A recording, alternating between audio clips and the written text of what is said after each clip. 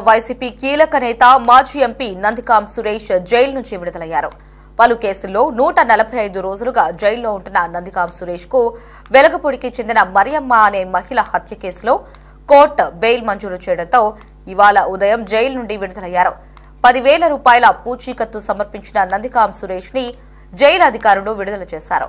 ప్రస్తుతం Nandigam Suresh collar bone నొప్పితో బాధపడుతున్న నేపథ్యంలో సురేష్ ను చికిత్స కోసం ఆయన బంధువులు విజయవాడకు తరలించారు.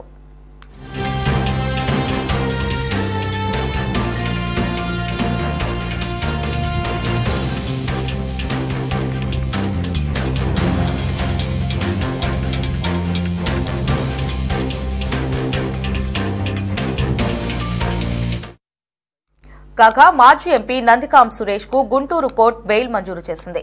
10,000 రూపాయల పూచీకత్తుతో మంగళవారం న్యాయస్థానం బెయిల్ మంజూరు చేసింది. అయితే నిన్న ష్యూరిటీ సమర్పించడంలో ఆలస్యం కావడంతో ఇవాళ ఉదయం సురేష్ ను విడుదల చేశారు. అయితే మహిళ హత్య కేసులో గత ఏడాది అక్టోబర్ 7వ తేదీన నందికాం సురేష్ ను అరెస్టు చేయగా దాదాపు 145 రోజుల తర్వాత జైలు నుంచి విడుదలయ్యారు. ఫోన్